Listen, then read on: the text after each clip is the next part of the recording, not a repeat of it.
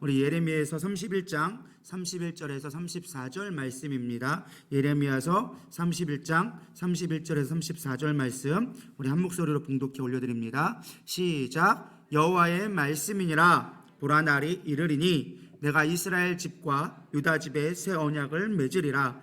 이 언약은 내가 그들의 조상들의 손을 잡고 애굽 땅에서 인도하여 내던 날에 맺은 것과 같이 아니할 것은 내가 그들의 남편이 되었어도 그들이 내 언약을 깨뜨렸음이라. 여호와의 말씀이니라. 그러나 그날 후에 내가 이스라엘 집과 맺을 언약은 이러하니 곧 내가 나의 법을 그들의 속에 두며 그들의 마음에 기록하여 나는 그들의 하나님이 되고 그들은 내 백성이 될 것이라. 여호와의 말씀이니라. 그들이 다시는 각기 이웃과 형제를 가리켜 이르기를 너는 여호와를 알라 하지 아니하리니 이는 작은 자로부터 큰 자에까지 다 나를 알기 때문이라. 내가 그들의 악행을 사하고 다시는 그 죄를 기억하지 아니하리라. 여호와의 말씀이니라. 아멘. 예, 제가 성탄절을 맞이하여져서 제가 설교할 수 있는 날에는, 특별히 주일날 이런 때는 언약을 가지고 같이 좀 이야기를 하려고 합니다. 그래서 지난번에 제가 어떤 언약을 다루었죠? 아무도 기억을 못 하시네요. 감사합니다. 다윗의 언약을 갖고 했습니다. 그래서 다윗의 언약의 계보를 따라서 왜 우리가 다윗의 자손이요 라고 얘기했는지에 대한 이야기들을 나누었었습니다. 괜찮습니다.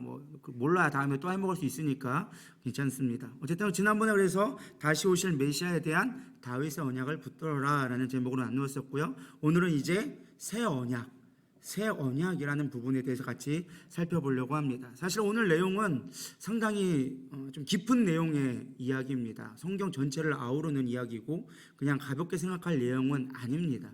그렇다고 엄청 어려운 분량 내용도 아닙니다. 여러분이 이미 다 알고 있는 내용들이고 다 이해하고 있는데 이 표현 자체가 조금 어렵다 보니까 여러분이 좀 헷갈려하는 경우가 있습니다. 사실 제가 오늘 본문을 설교를 준비하면서 어제 오늘 거의 한 열 몇 시간가량을 준비를 했어요. 그래서 페이지로 사실 준비한 것만 한 18장 가까이가 나왔었거든요. 놀라지 마시기 바랍니다. 그거 했다간 여러분은 다 쓰러지실 것 같아가지고 오늘 새벽부터 4시 반부터 일어나가지고 정리하고 또 줄이고 해가지고 그래도 9장으로 갖고 나왔어요. 그래도 걱정하지 마세요. 그래도 빨리 끝날 계획이니까요. 어쨌든 9장 엄청 많은 것처럼 보이지만 제가 좀 글자를 크게 해서 금방금방 갈 것 같습니다. 그래서 좀 딱딱한 내용 같이 보이지만 좀 어려운 것처럼 보이지만 여러분들이 꼭 알아야 될 말씀, 오늘날 우리 신앙 가운데 정말 중요한 말씀 중에 하나가 아닐까라고 생각해 보게 되어집니다. 그럼 일단은 언약이라는 말을 우리 조금 더 깊이 생각해 봤으면 좋겠습니다. 저는 이렇게 생각합니다. 우리가 언약이라는 말이 좀 어렵게 느껴지잖아요. 무겁게 느껴지고. 근데 신앙생활하면서 사실 우리가 좀 무겁고 단단한 거를 좀 먹을 수 있는 신앙이 좀 레벨이 올라가기를 소망합니다. 사실 우리가 요즘에 인터넷 같은 게 너무 잘 돼 있잖아요. 사실 인터넷 잘 돼 있고 검색하면 바로 나오고, 솔직히 오늘 본문의 설교도 여러분들 인터넷 검색하면 주르르 나올 아마 내용이긴 합니다. 많지는 않지만 어쨌든 없지는 않습니다.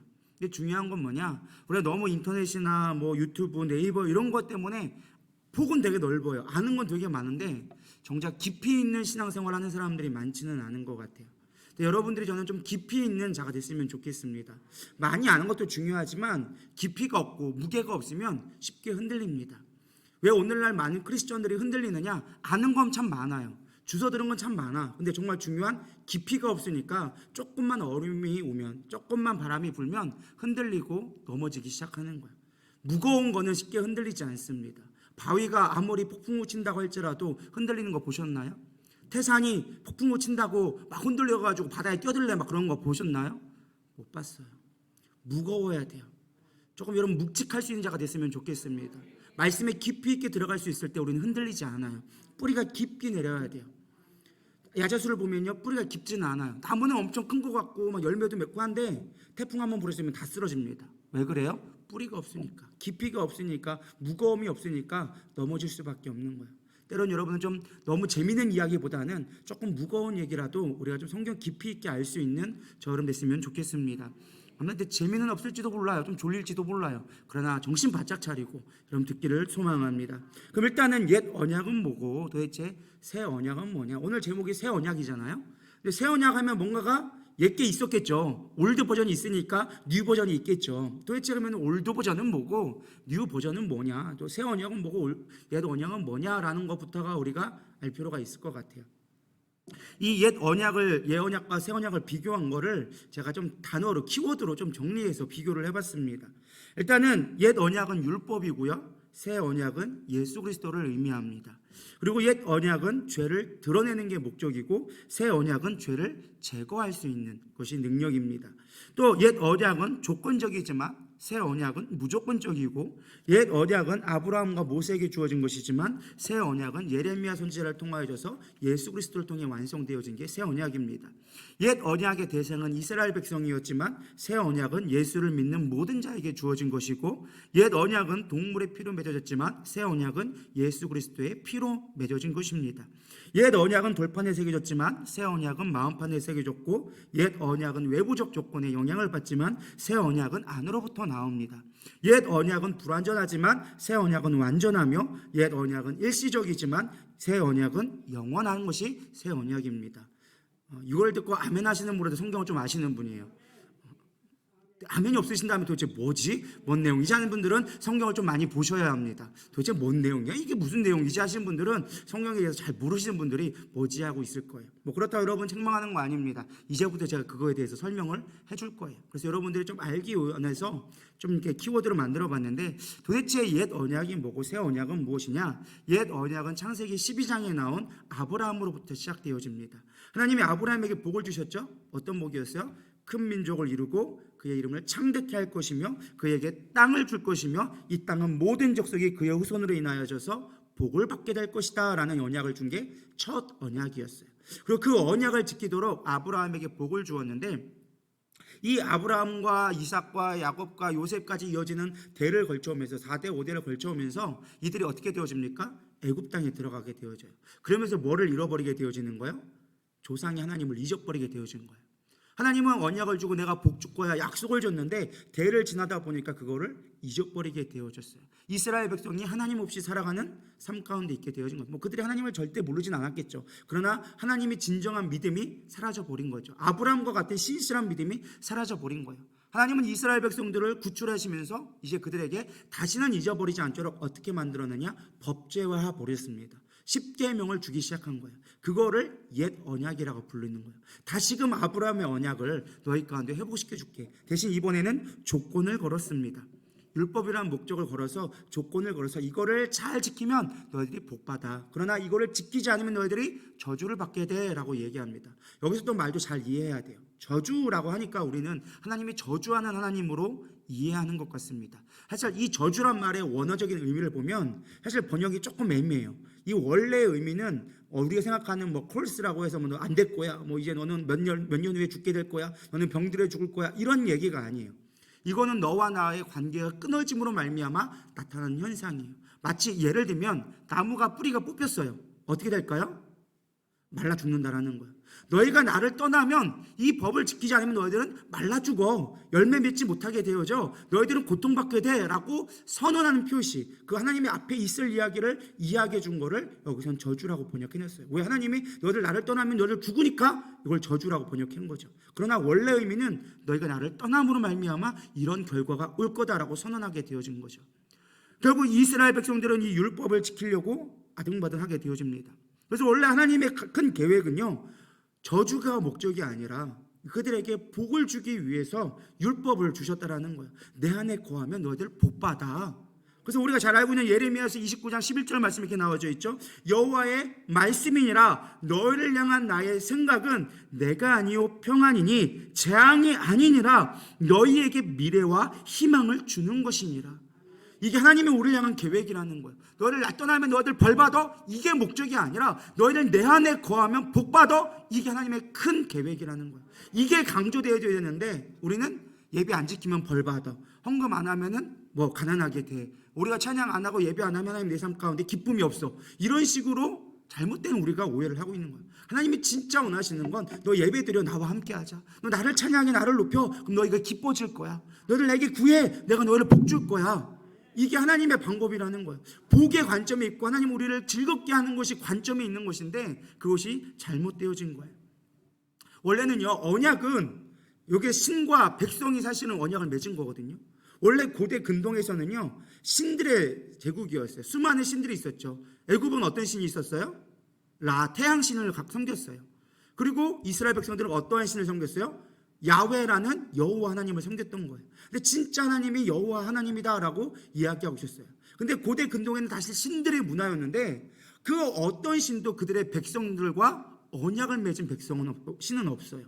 신은 어떠한 존재예요? 명령하면 그만인 거예요. 너 재물 바쳐 하면 바쳐야 되는 게 그들의 삶이었어요. 신을 섬기는 게 당연한 인간의 도리였어요. 근데 하나님은 동일하게 우리에게 뭘 해주신 거예요? 동일한 입장에서 언약을 맺는 거였어요. 언약이라는 건 동등한 입장에서만 맺을 수 있는 게 언약이에요. 서로의 이익을 위하여서 야 너는 A를 해줄 테니까 너는 B를 해줘. 이게 언약이라는 거예요. 약속을 맺은 거예요. 근데 하나님은요, 우리가 사실 하나님의 피조물이고 하나님의 백성임에도 불구하고 왕 계신 그분이 우리와 똑같은 입장으로 내가 너희를 지켜줄게라는 언약을 준 거예요. 그게 율법이에요. 너희가 내 안에 거하면 이 율법을 지키면 십계명을 잘 지키면 내 안에 거할 수 있어 라고 언약을 맺어준 거예요. 근데 중요한 건 처음에 이스라엘 백성들이 언약을 맺을 때만 해도 그들은 신실했습니다. 와, 하나님이 처음에 시내산 언약을 어떻게 주었죠? 하늘이 진동하고 불이 막 땅에서 솟아오며 하늘에 천둥 소리가 나며 심지어 모세조차도 뭐라고 했느냐? 두려워서 하나님 앞에 나아갈 수 없었다고 얘기합니다. 이스라엘 백성이 너무 두려워서 모세여 당신만 가서 하나님을 배웁소. 당신이 하나님의 말씀을 듣고 우리에게 말해주면 우리가 그대로 지키겠나이다. 그렇게 해서 언약을 받게 되어졌어요. 처음에 신실하게 지키려고 노력했죠. 그 율법을 지키려고 몸부림쳤어요. 정말 우리 철저하게 지키려고 했단 말이죠. 그게 세대를 거르쳐 와서 계속적으로 율법을 지키려고 노력을 해왔어요. 문제는 뭐냐? 하나님의 진짜 의도를 알지 못했던 거예요. 언약이 지키긴 지키는데 껍데기만 남아버리고 진짜 하나님이 너에게 복 주려고 하는 내 안에 거하라는 큰 기쁨을 잊어버리고 제사는 드리지만 뭐 하는 거예요? 우상 숭배하기 시작하는 거예요. 진짜 하나님의 목적 의도는 잊어버리고 껍데기만 남은 신앙생활을 하게 되어진 거예요. 결국엔 어떻게 되어집니까? 하나님을 떠나버리게 되어지는 거예요. 몸이 멀어지면 마음도 멀어진다고 이제 그 껍데기조차도 시시하게 되어져 버리니까 하나님을 떠나버리는 일이 반복되어지기 시작하는 거예요. 하나님은 그때마다 뭐 하기 시작합니까? 선지자를 보내기 시작하는 거예요. 돌아와라 돌아와라 내게 돌아와라. 그럼 너 하나님이 벌 주신다고 하지 않았느냐? 하나님을 떠난 건 옳지 않다고 얘기하지 않았느냐? 돌아와라 돌아와라. 또 그것까지 안 되면 어떻게 합니까? 이방 나라들을 일으켜 세워서 매를 들기 시작하죠. 너를 정신 차려라. 하나님이 너를 구원해 주잖아. 구원자 하나님을 다시금 깨닫게 하려고 재앙들을 내리기 시작합니다. 이방 나라들로 하여금 전쟁을 일으키기 시작합니다. 그때만 깨달아요. 아 그래요 하나님 우리를 도와주세요. 구원해 주세요 했다가 살만하면 또 하나님을 떠나기 시작하는 거예요. 여러분 이 모습 보면서 어떠한 생각을 합니까? 이스라엘 백성이 어리석어서 그랬을까요? 그들의 예배를 안 지켜서 그랬을까요? 아니요. 그들도 예배했어요. 근데 하나님을 떠났다니까요. 우리는 그렇지 않을까요? 우리 주일마다 예배 드려요. 피곤한데도 이 자리에 나와 앉아있어요. 정말 내 물질을 드리고 마음을 드려요. 근데 우리 하나님 떠날 때 얼마나 많습니까? 내 마음 중심에 하나님이 없을 때가 얼마나 많이 있습니까? 내 감정에 치우쳐서 하나님 없을 때가 얼마나 많이 있습니까? 하나님은 그걸 보고 새 언약을 주기 시작한 거예요. 너희들을 내가 내 안에 거하게 하기 위해서 율법을 줬는데 그 율법의 껍데기만 났고 정말로 내 마음을 알지 못하니까 그 언약이 쓸모없는 언약이 되어져 버리니까 나는 너에게 언약을 지키려고 신실하지만 너희들이 내 언약을 지키지 않고 나와 파기하게 되어지니까 내가 이번엔 새 언약을 줄게. 그게 예레미야에게 주신 새 언약이라는 거예요. 율법을 폐하시고 이제는 새로운 율법을 완성시키시는 예수 그리스도를 보내주기 시작했다라는 것입니다. 그래서 여기서 말하는 새 언약을 리뉴, 새롭게 만드는 게 아니라 리폼, 완전하게 만들어줄 거야. 완전하게 되게 해줄 거야 라고 하시는 것이 하나님의 뜻이라는 것입니다. 우리는 다 죄인입니다. 우리는 다 죄 가운데 있을 수밖에 없어요. 그래서 우리가 하나님의 율법을 지킨다고 하지만 의로울 수가 없어요. 그래서 하나님은 우리에게 새로운 언약을 약속해 주셔요. 예레미야 통해서 약속해 주셨어요. 그리고 그 언약을 이루신 게 어디서 이루십니까? 예수 그리스도를 통하여져서 우리를 완전한 속죄 가운데 완전한 의로움 가운데 거할 수 있도록 언약을 주신 게 새 언약이다라는 것입니다. 오늘 본문 31절에 이렇게 나옵니다. 여호와의 말씀이니라 보라 날이 이르느니 내가 이스라엘 집과 유다의 집에 새 언약을 맺으리니. 무슨 언약을 맺는다고요? 새 언약을 맺으리니. 그 날이란 건 뭐예요? 보라 그 날이 뭐예요? 우리가 지난 시간에 계속 구속사에서 배우고 있잖아요. 하나님의 시간에는 어떤 시간이 있다? 크로노스, 시간적인 연대기적 시간이 있지만 하나님이 개입하시는 카이로스의 시간이 있다. 이 보라 그날이 이르느니, 그날은 뭐예요? 예수님이 오는 그날이 있을 것인데 그날에 내가 새 언약을 맺으리라 라고 이야기해 주고 있어요.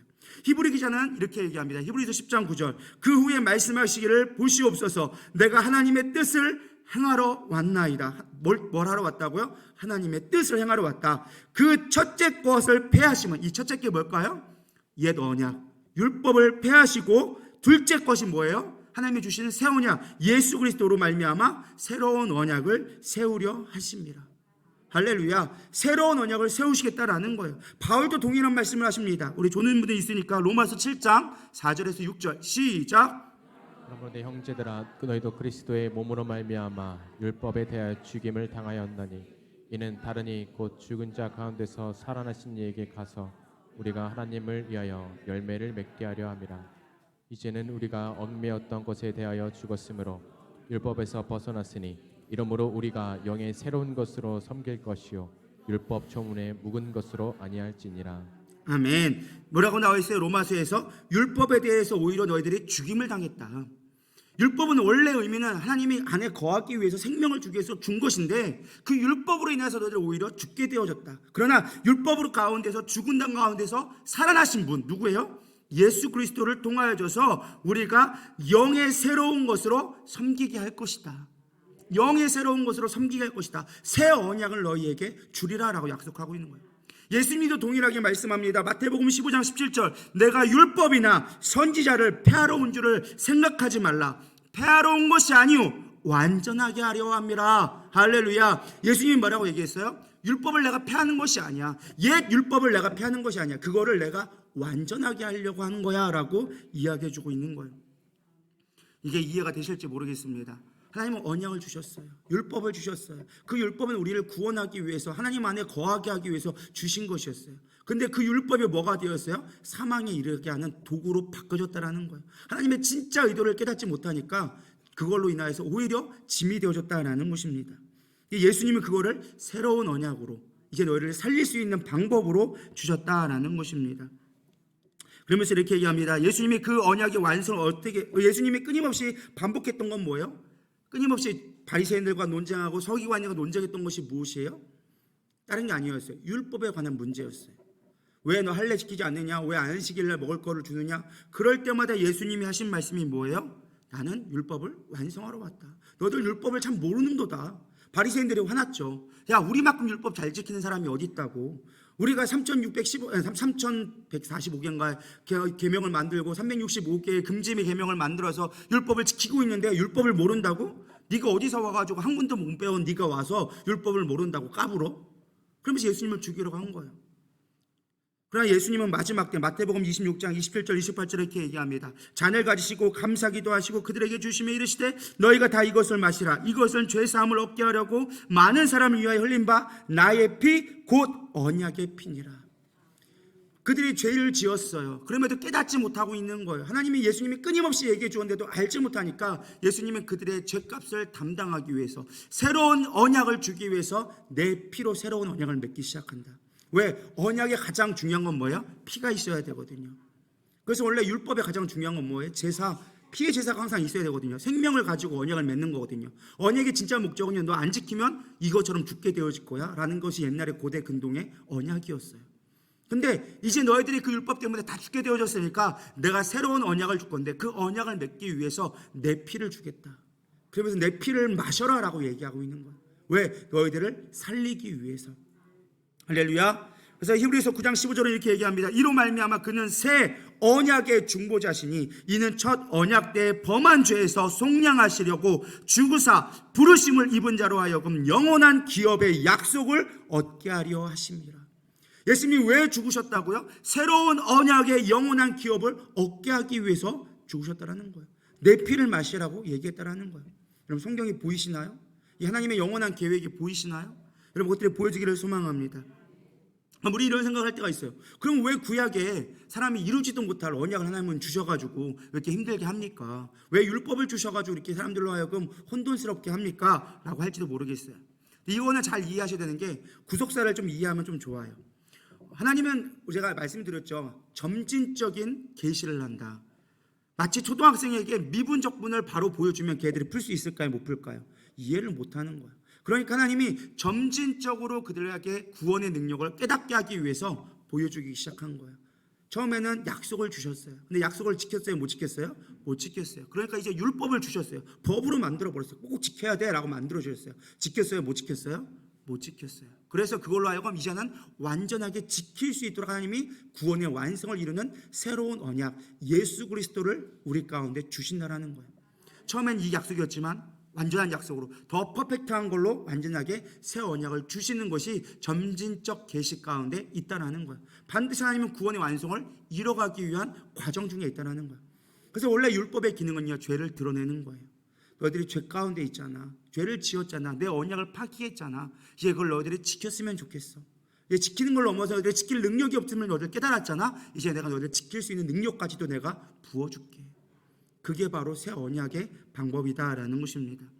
그렇다면 새 언약으로 산다는 건 도대체 무엇이냐? 오늘날 우리에게 새 언약이 주어졌는데, 예수 그리스도가 주어졌는데 어떻게 하면 우리가 새 언약을 살 수 있는가가 중요한 문제입니다.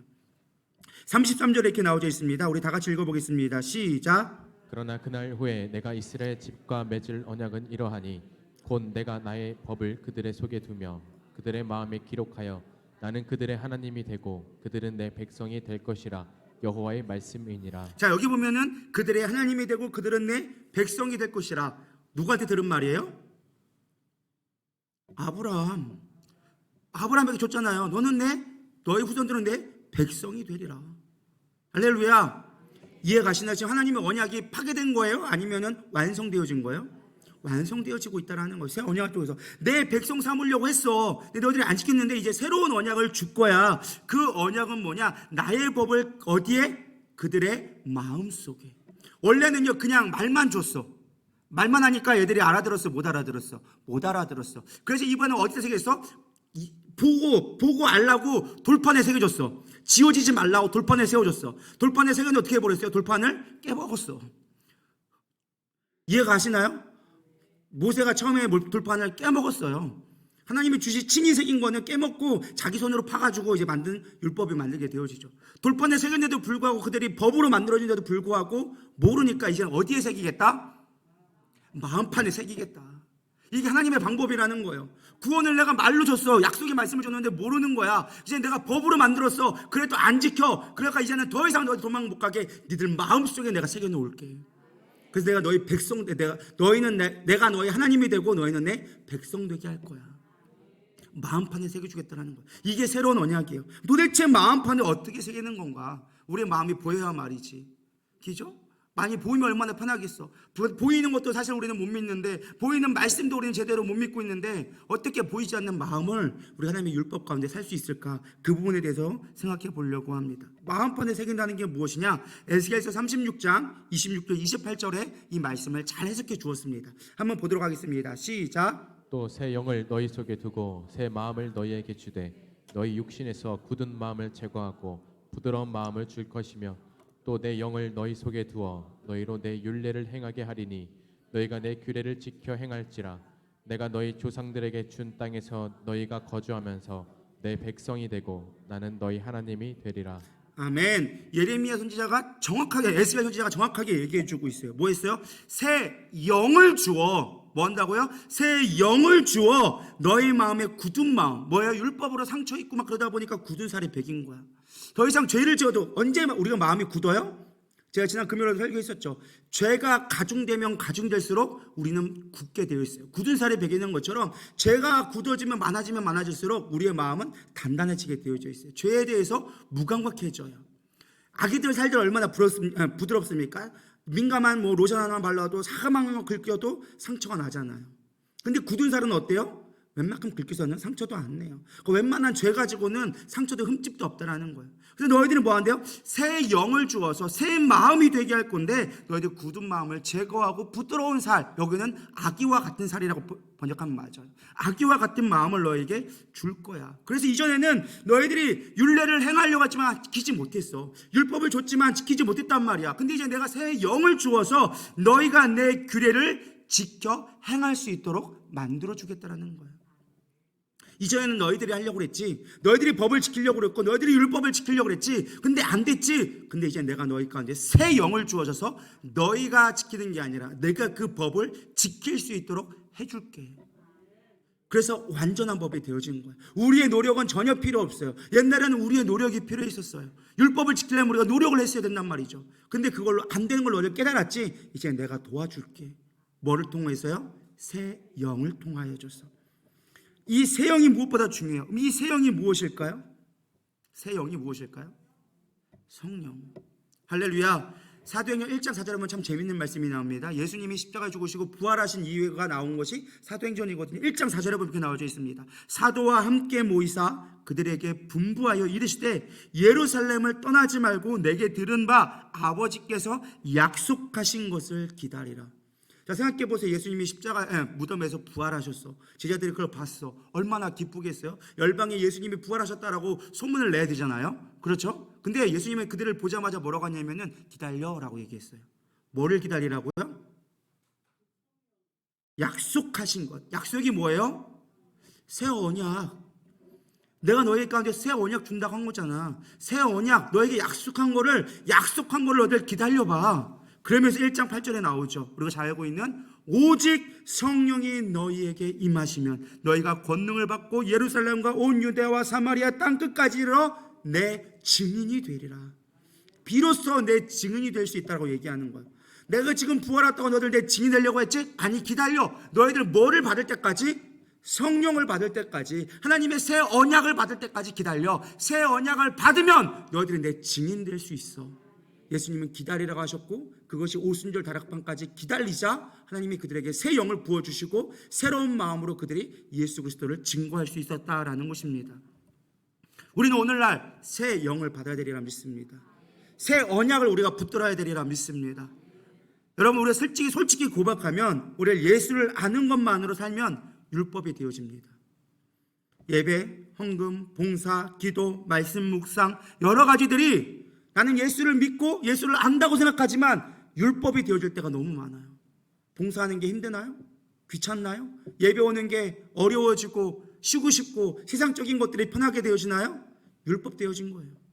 옛 율법만 붙잡고 있는 거예요. 예배 나가야지만 내가 구원받을 수 있어. 내가 봉사해야지만 사람들에게 기쁨 될 수 있지.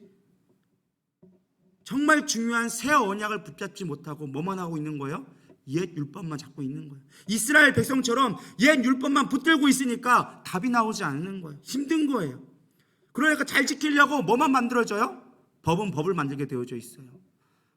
그걸 지키기 위한 또 법을 만드는 거예요. 어떻게 하면 봉사 잘할 수 있을까? 조직을 만들고 그 안에 또 규칙을 만들고 거기다 또 규례를 만들고 그러면서 법만 커져가는 거예요. 그러니까 나중에는 법에 눌리는 거예요. 교회 나올 때는 할 게 너무 많아요. 뭐 예전도 회비도 내야 되고 이것도 해야 되고 저것도 해야 되고 너무 많아서 힘들어서 교회 못 나오겠어요. 폭파돼 버리는 거예요. 율법으로 망쳐버리는 거예요. 뭐가 없으니까? 새 영이 없으니까, 성령이 없으니까, 새 언약을 붙들지 못하니까 율법에 매일 수밖에 없는 거야. 나 신앙생활 몇 년인데 10년, 20년 다 필요 없어요. 언제 무너질지 모르더라고요.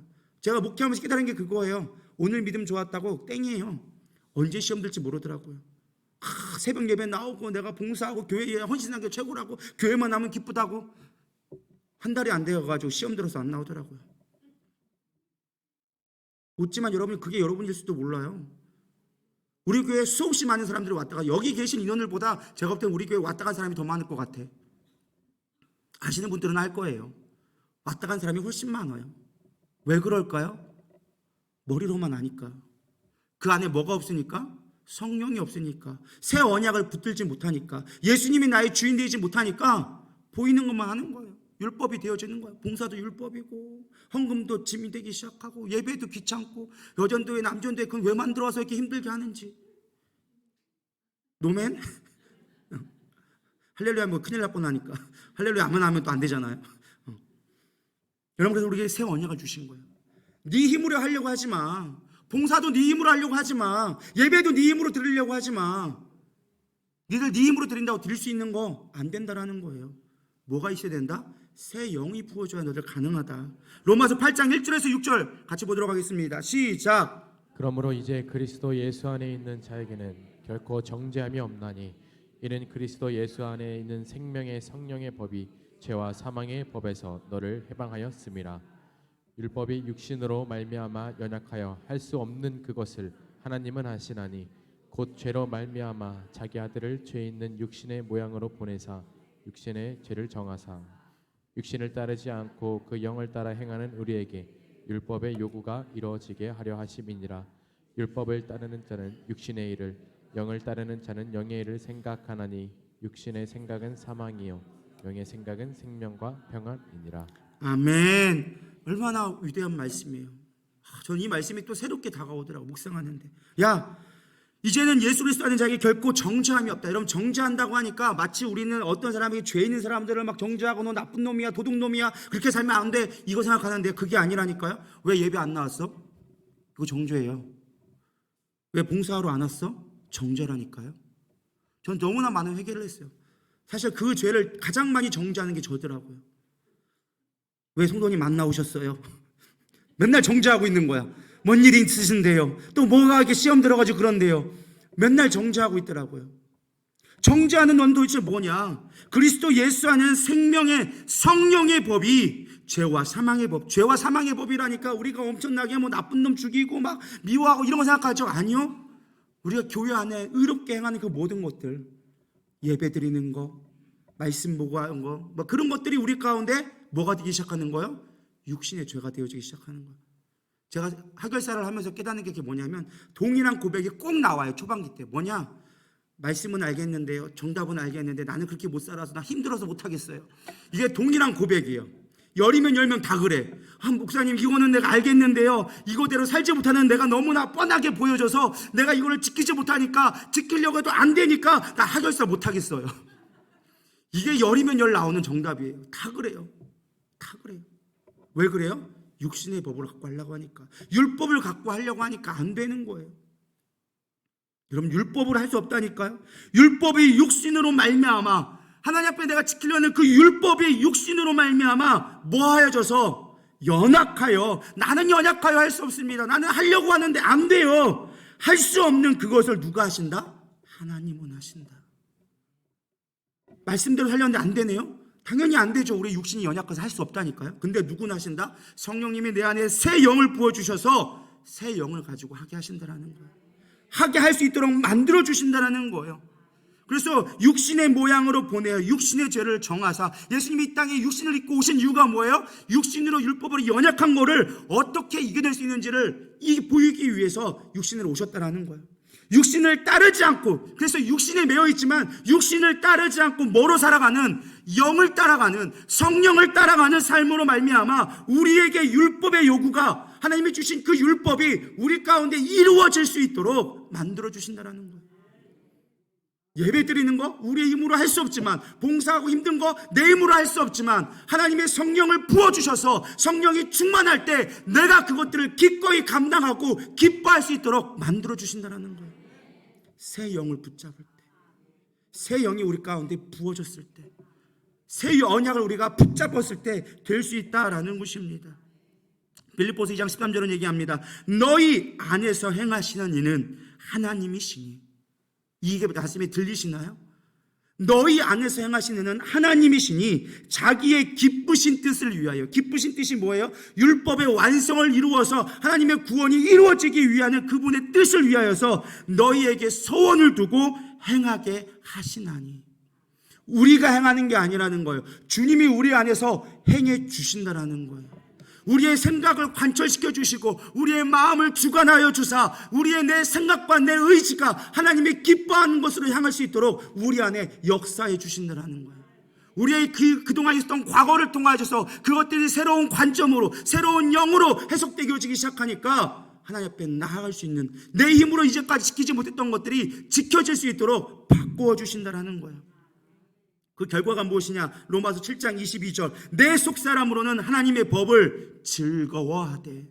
하나님의 법을 즐거워하게 만드는 거예요. 율법을 지키는 거, 예배 지키는 거, 봉사하는 거, 헌금 드리는 거, 수없이 기도하는 거. 옛날에는 숙제였고 힘든 일이었지만 그러나 그것이 내 안에 즐거움이 되기 시작하는 거예요. 시편 1편 1절에서 2절 복 있는 사람은 악인의 꾀를 따르지 아니하며 죄인들의 길에 서지 아니하며 오만한 자들의 자리에 앉지 아니하고 오직 여호와의 율법을 즐거워하여. 율법을 즐거워하여. 예배 드리는 게 즐거운 거예요. 봉사하는 게 즐거워지기 시작하는 거예요. 내가 여기서 하나님 앞에 감사할 수 있는 게 즐거운 거예요. 이 교회에 소속될 수 있는 게 얼마나 하나님의 은혜인지 즐거워하게 되어지는 거예요. 너희들 즐거워하게 되어지면 뭐가 있을 때요? 새 영이 부어졌을 때. 근데 우리는 근심만 합니다. 목사님 알아요. 성령 충만하면 내가 능력 있는 거 알아요. 근데 성령 충만하지가 않아요.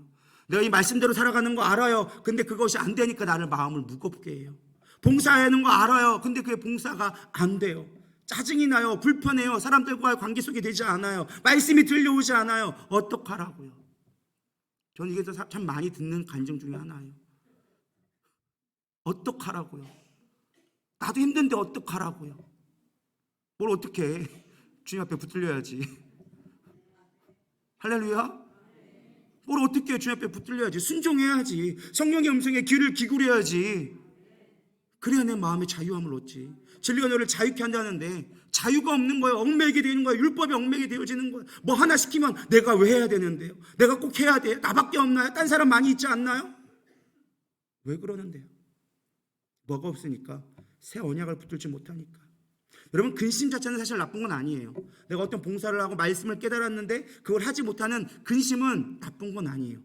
그게 어떠한 증거가 되었냐? 내 안에 성령이 있음을 알게 하는 증거예요. 여러분, 우리의 심장 뛰는 거 물론 우리가 평소에는 잘 안 느껴지죠. 그러나 심장을 딱 대보면은 뛰고 있다 안 뛰고 있다는 알 수 있을까요? 못 들까요? 알 수 있으면 가슴에 손을 대보시기 바랍니다. 뛰고 있어요? 안 뛰고 있어요? 안 뛰어요? 안 뛰면 지금 여기 살아있을 이유가 없어요. 뭘 안 뛰어? 안 뛰면 여기 어떻게 숨쉬고 붙어 있어? 다 뛰고 있어요.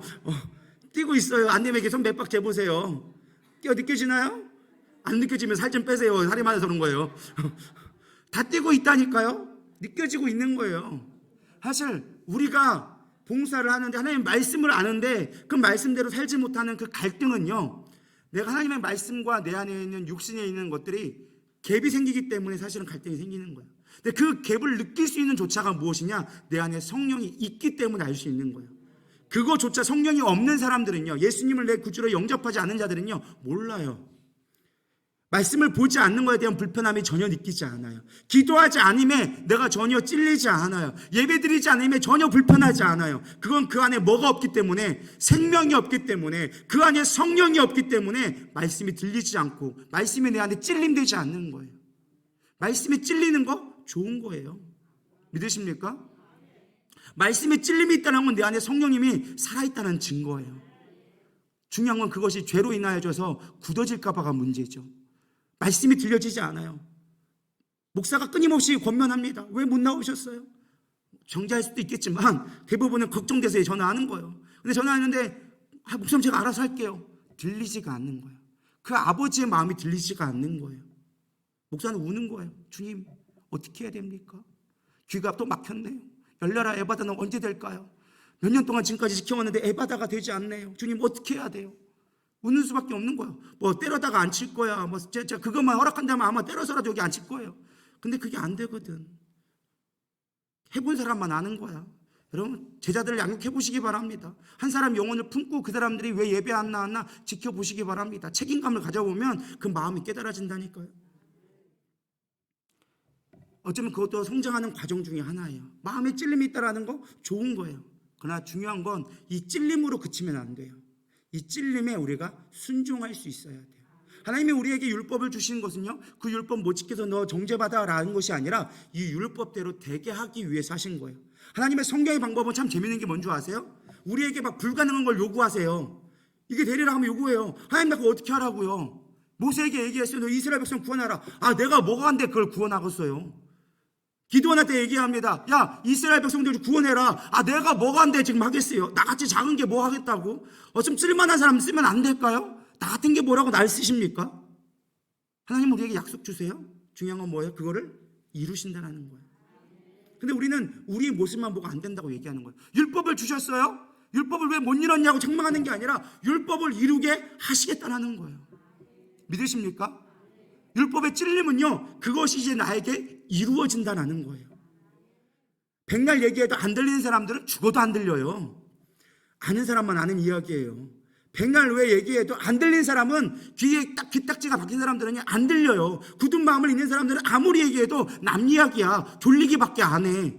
근데 깨어있는 사람은 마음에 찔림이 오기 시작해. 그러니까 하나님이 이제 그 일을 이루시겠다는 거예요. 왜 이번에 봉사 좀 하시죠? 마음이 무거워. 들어야 될 것 같기도 하고 안 들어야 될 것 같기도 하고, 하자니 뭔가 살면 힘들고, 그거 하자니까 힘들고, 안 하자니 또 찔리고, 막 하나님 그렇게 하시겠다는 거예요. 믿으십니까? 원래 안 할 사람은 시켜도 안 해요. 그냥 아예 듣지도 않아, 말하지도 않아.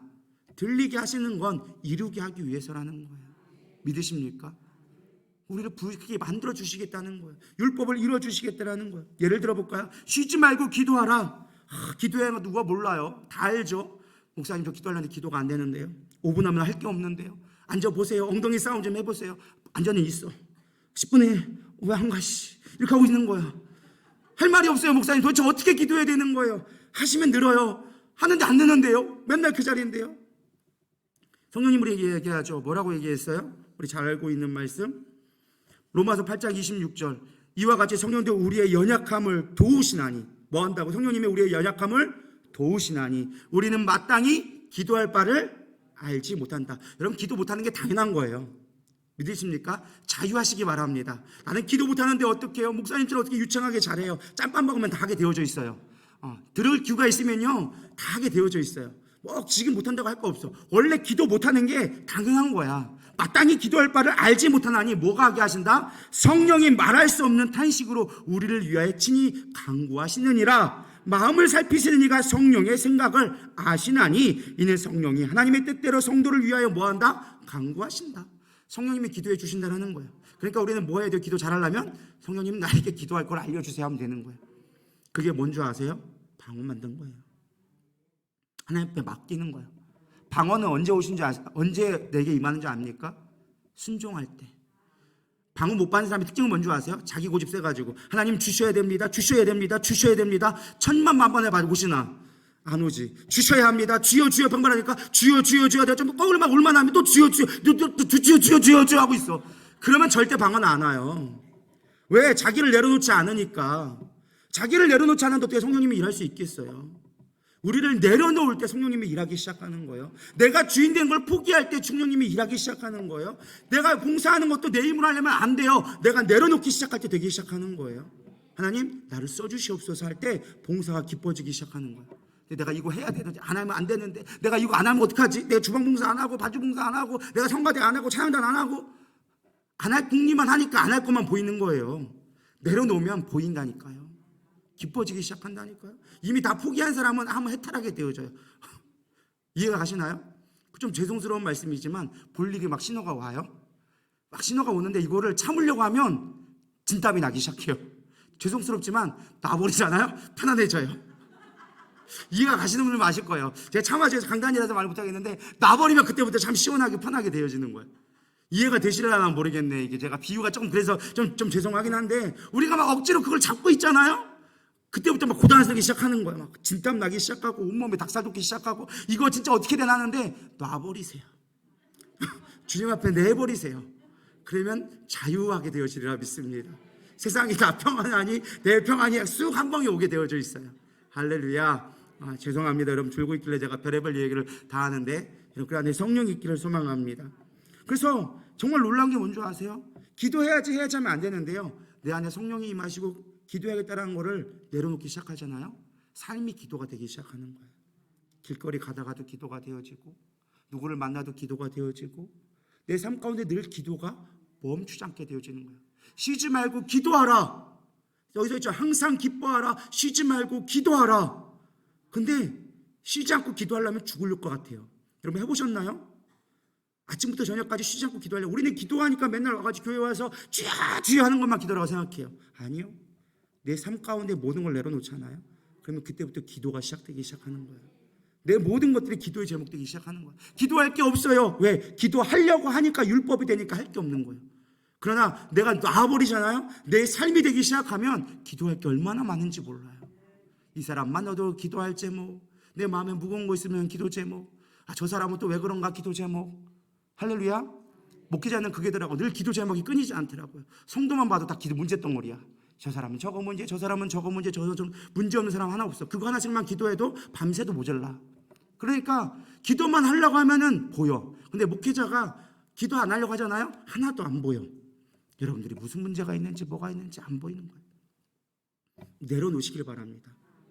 내가 뭘 하려고 하면 힘들어. 범사에 감사하라. 감사할 제목 찾는데 쉽지 않아요. 여러분 감사 제목 지금 10가지 얘기해보러 가볼게요. 하나 둘 셋 세보세요. 아마 뻔할걸요. 예배드리게 하심에 감사, 자녀 주심에 감사, 살아있음에 감사, 그 다음에 할 게 없어. 그 다음에 안 졸게 하심에 감사, 뭐 이렇게 억지로 별걸 다 해. 근데 할 게 없어. 10가지를 못 만들어. 왜 그래요? 억지로 하려니까 안 되는 거예요. 억지로 감사는 안 나와요. 그러나 내 안에 성령님이 역사하시면 감사한다니까요. 감사가 삶이 되어진다니까요. 그게 하나님이 하시는 방법이라는 거예요. 내 안에 역사하시는 하나님, 나의 생각과 다르게 하나님은 역사하고 계시는 거예요. 술 먹고 와도 그 남편이 감사. 그래 살아있음에 감사하지. 저 인간 없었어 봐. 저 인간 없었어 봐. 내가 얼마나 힘들었을까. 살아있음에 감사. 할렐루야. 자식 맨날 그 시험 빵점 맞아와도 감사. 우리 다이가 빵점을 맞아왔잖아요. 자랑스럽게 아빠 나 빵점이다. 그래 괜찮아. 빵점이면 어떠니. 다음에 100점 맞으면 되지. 그것도 감사. 안 아픈 게 얼마나 감사한지 몰라요. 할렐루야. 성령이 주시면 다 감사가 보여요. 근데 내 인간의 육신에 보면은 억울하기 시작한 거야. 너는 뭐 했는데 빵점 맞았니? 할 게 없어서 빵점 맞았냐? 한 번이라도 보고 가지 뭐 했냐? 내 욕심이 되기 시작하면 안 되기 시작하는 거예요. 할렐루야. 마치려고 합니다. 여러분 굳은 마음을 버리기를 소망합니다. 내 안에 새 마음이 오기를 소망합니다. 저는 새 언약하면 탕자의 비유가 떠올라요. 아들이 잘 살아보겠다고 아버지한테 유산 미리 달래요. 유산 미리 달라는 게 뭐예요? 돈 달라는 얘기가 아니라 아버지 빨리 죽어 이거 말이에요. 유산이 언제 오는 건데 죽어야 오는 거예요. 근데 아버지 유산 가불해 주세요. 나한테는 아버지 죽은 거예요 라고 얘기한 거예요. 돌 맞아 죽을 일이죠. 근데 아들이 그 돈 갖고 잘 살아보겠다고 나갔어. 근데 중요한 건 뭔지 아세요? 아버지는요 그런 자식이라 할지라도 성문 앞에서 기다리고 있는 거예요. 성문 앞에서 기다렸다는 말이 어떤 말이냐? 당시에는 공동체 사회였어요. 그래서 아들이 정말로 아버지를 그 유산을 달라고 갖고 나갔다. 그 아들은 그 마을에 돌아오면 안 되는 아들이에요. 왜? 범죄하니까. 범죄자라 누구든 그 사람을 맨 먼저 발견한 사람, 너 누구 아들이네? 그걸 알게 되어지면 돌 맞아 죽어도 할 말 없는 게 그 아들의 모습이었어요. 아버지는 그걸 알았어. 자식이 언제라도 돌아올 걸 기다리고 있는 거예요. 문 앞에서 늘 기다리는 거예요. 왜? 아들이 혹여라도 다른 사람이 먼저 봐서 돌 맞아 죽을까 봐. 아버지는 그 앞에서 기다리고 있는 거예요. 아들이 오기만을. 여러분 그 마음에 아시나요? 하나님은 왜 율법을 주셨을까요? 죽지 말라고. 너들 구원하려고. 너들 죽지 마. 그러니까 내 안에 거해야 되잖아. 나와 함께 있어야 되잖아. 그래서 율법을 주셨어요. 근데 그거 가지고 아들은 도망가 버렸어요. 그걸로 안 되니까 자기의 친아들까지 죽여서 그 아들 양자 삼은 아들을 살리겠다는 게 바로 새 언약이에요. 새 언약은 그냥 온 게 아니에요. 예수 그리스도의 죽음으로 말미암아 핏값으로 주신 우리에게 언약이라는 거예요. 그 예수님의 죽으심으로 말미암아 그리스도의 영인 성령이 우리 가운데 거하게 하신 거예요. 뭐 하려고? 율법을 지키게 하려고. 너희들 구원케 하려고. 여러분 그게 은혜예요. 여러분 예수 그리스도에 오시면 여러분 뭘 기다리십니까? 복 받는 것만 기다리십니까? 아버지의 마음을 좀 깨달았으면 좋겠어요.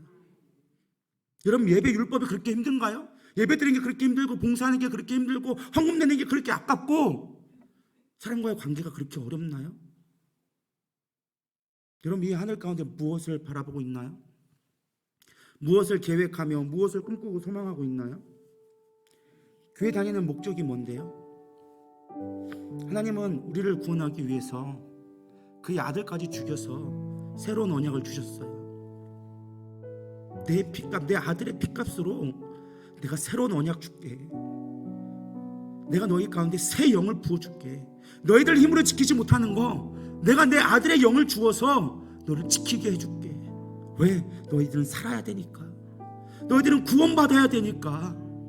그렇게 주신 언약이 새 언약이라는 거예요. 여러분, 새 언약을 붙들기를 소망합니다. 성령 받으라 막 은사 받고 굴르란 얘기가 아니에요. 성령 충만하세요. 언약 붙들고 여러분들 살아나세요. 언제까지 죽어있는 모습으로 살아가겠냐는 거예요. 이사야서 49장 15절은 얘기합니다. 여인이 어찌 그 젖먹는 자식을 잊겠으며 자기 태에서 난 아들을 긍휼히 여기지 않겠느냐. 그들은 혹시 잊을지라도 나는 너를 잊지 아니할 것이라. 주님은 우리를 잊지 않았어요. 너희들은 죄를 지었어? 나를 떠났어? 그래도 나는 너를 잊지 않았어. 그래서 내가 너에게 새 언약을 줄 거야. 우리가 봉사하는 거 힘들고 예배하는 거 힘들다고 예배를 안 나와 교회를 떠났어. 그래도 나는 너를 잊지 않을 거야. 그게 하나님의 마음이라는 거예요.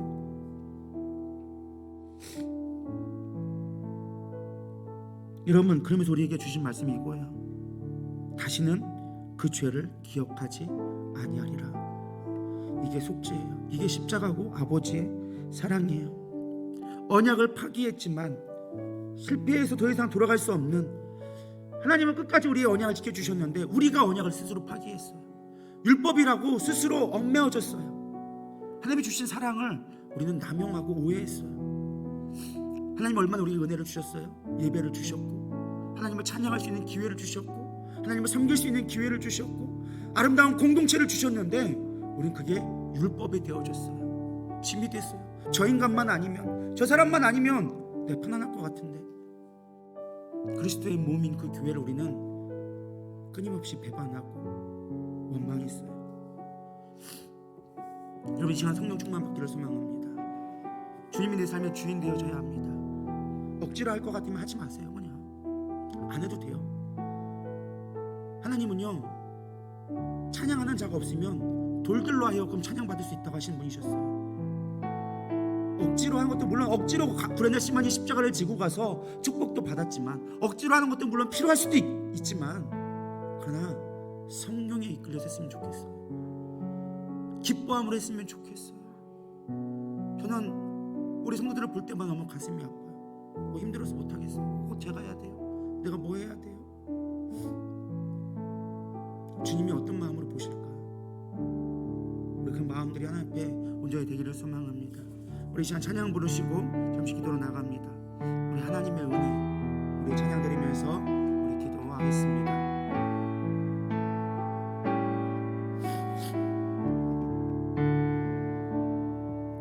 나를 지으시니까 하나님, 나를 부르시니까 하나님, 나를 보내시니도 하나님, 나의 남은 것은 다 하나님 은혜라. 나의 달려갈 길 가도록 나의 마지막 길 가도록 나로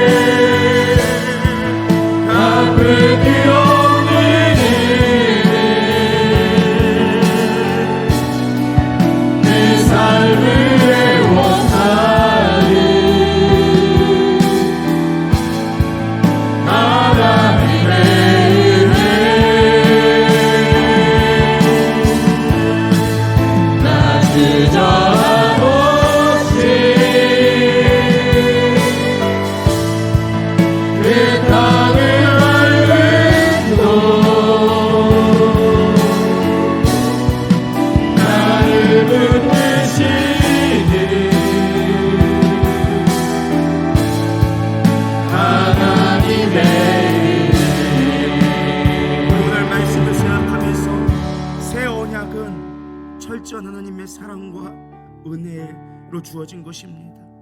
그저 율법으로도 충분했습니다. 우리에게 지킬 만한 이미 법을 주신 것만으로도 충분했습니다. 근데 우리는 그 법을 지키지 않았습니다. 하나님의 사랑을 깨닫지 못했습니다. 그래서 우리는 늘 하나님을 떠날 수밖에 없었고 실패할 수밖에 없었습니다. 여러분, 예배를 주었고요, 우리에게 교회의 공동체를 주었고요, 우리가 하나님의 나라를 섬길 수 있는 봉사를 주었는데도 불구하고 우린 그것이 율법이 되어서 하나님을 떠날 때가 너무 많습니다. 주님, 우리를 용서하여 주시옵소서. 이제 새 언약이 필요합니다. 주님, 우리 마음가서, 우리 마음에서 일하시는, 우리의 굳은 마음을 부드러운 살로 바꿀 수 있는 새 영이 우리 가운데 필요합니다. 주님, 그 희생의 핏값으로 주어진 새 영을 내 안에 충만케 하여 주시옵소서. 성님, 내 안에 충만하게 채워주시옵소서. 내 안에 연약함들은 내려놓고 내 힘으로 할 수 없는 하나님이 하시는, 하나님의 기쁘신 뜻을 이루는 그 언약이 내 안에 이루어지게 하여 주시옵소서. 우리 고백하는 마음으로 주여 한번 부르면서 기도하며 나가도록 하겠습니다. 기도하십시다. 주여, 하나님, 우리 안에 새 영을 부어주시옵소서. 예수님이 이 땅에 오신 이유는 우리 안에 하나님의 언약을 이루기 위해서, 새 언약을 완성하기 위해서 이 땅에 오십니다. 하나님, 우리는 고백합니다. 나는 죽으러 왔노라. 나는 너희를 구원하러 왔노라. 나를 보내시인 이의 뜻은 우리를 구원하는 것이니, 하나님, 우리가 그 구원의 능력을 얻기 위하여 주셔서 새 언약이 반드시 필요합니다. 영원하게 있어질 아버지, 그 새 언약을 지키게 하여 주시옵소서. 우리 안에 새 영을 부어주시옵소서. 내 안에 새 영을 부어주시옵소서. 내 마른 나의 심령 가운데 담비를 내려주시옵소서. 말씀을 들어도 들리지 않는 나의 굳은 마음들, 하나님, 봉사를 하면서도 감사하지 못하는 나의 굳은 마음들, 하나님 앞에 내가 헌신함에도 불구하고 율법이 되어지는 나의 완악한 마음들, 이제 깨어지게 하여 주시옵소서. 새 영을 부어주시옵소서. 주님, 새 영을 부어주시옵소서. 우리 안에 새 영을 부어주시옵소서. 주님, 나의 연약함을 불쌍히 여겨주시옵소서. 이 교회를 내가 알려고 했고, 하나님, 내 힘으로 말씀을 준비하려고 하여, 내 힘으로 사람들을 바꿔보려고 하여, 내 힘으로 위로하려 하였습니다. 주님, 용납하여 주시옵소서. 주의 능력으로 성령이 일하심을 보게 하여 주시옵소서. 나를 내어놓게 하여 주시옵소서. 나를 내려놓게 하여 주시옵소서. 내 능으로 하지 않게 하여 주시옵소서. 나의 완악함을 하나님께 드려주시옵소서. 주의 영이 필요합니다. 주의 마음이 필요합니다. 아비의 마음이 필요합니다. 하나님, 붙들어 주시옵소서. 우리의 신앙뼈가 다시금 회복하게 하여 주시옵소서. 주의 영을 부어주시옵소서. 주님, 주님 아버지, 함께 하여 주시옵소서. 우리는 무엇을 아릴지 모릅니다. 하나님께 무엇을 아려야 할지 전혀 모르겠나요. 그저 내 문제만 보이고 내 안에 답답함만 보였습니다. 주님, 이 시간 우리를 불쌍히 여겨주시옵소서. 우리의 연약함을 불쌍히 여겨주시옵소서. 우리의 무지를 불쌍히 여겨주시옵소서. 하나님의 나라의 큰 뜻을 보지 못하며 내 생각에 가로막혀서 보지 못했던 연약한 모습, 주님, 이 시간 주님 등길로 주의 십자가에 못 박게 하여 주시옵소서. 내 안에 새 영을 부어주시옵소서. 내 안에 새 영을 부어주시옵소서. 오 주님, 충만하게 채워주시옵소서. 이 시간 기름 부어주시옵소서. 주님,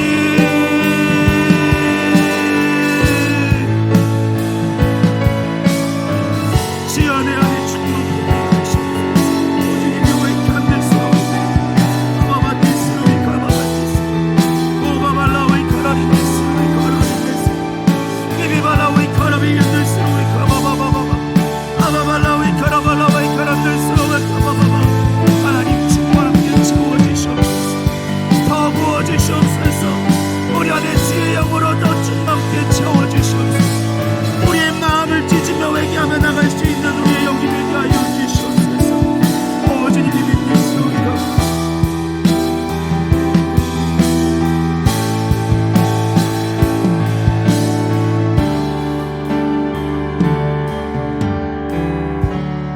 하나님, 그렇습니다.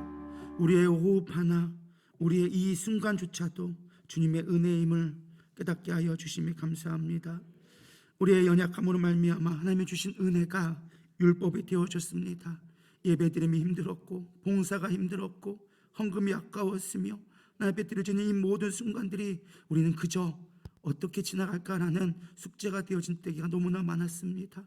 사람과의 관계 속에서도 연합하라 그렇게 말씀하셨는데도 연합은커녕 우린 비방하고 정죄하기에 급급했습니다. 주님 용서하여 주시옵시고 이제 내 안에 새 언약이 이루어지게 하여 주시옵소서. 그 언약을 이루기 위해서 주님의 피값으로 달린 그 십자가가 우리 안에 다시금 새겨지게 하여 주시옵시고 죽으러 이 땅에 오신 주님의 그 아버지의 마음이 깨달아지게 하여 주시옵소서. 그로 인하여져서 이제부터는 새 힘으로 기뻐함으로 감사함으로 하나님의 뜻을 이루어가는 우리 다 성도가 될 수 있도록 주님 축복하여 주시옵소서. 주님의 새 언약을 붙들겠나이다. 새 영을 사모하겠나이다. 오직 주만 바라보겠나이다. 주님 그렇게 우리가 다짐하며 오늘 하루도 돌아갈 수 있도록 인도하여 주시옵소서. 모든 영광 하나님이 받으실 걸 믿사오며 살아가신 예수님의 이름으로 감사하며 기도 올려드렸사옵나이다. 아멘. 주기도문하심으로 오늘 오후 예배를 모든 예배를 마치도록 하겠습니다. 하늘에 계신 우리 아버지여 이름의 거룩히 여김을 받으시오며 나라의 마옵시며 뜻이 하늘에서 이루어진 것 같이 땅에서도 이루어지이다. 오늘날 우리에게 일용할 양식을 주옵시고 우리가 우리에게 죄진 자를 사하여 준 것 같이 우리의 죄를 사하여 주옵시고 우리를 시험에 들게 하지 마옵시며 다만 악에서 구하옵소서. 나라와 권세와 영광이 아버지께 영원히 싸움나이다. 아멘.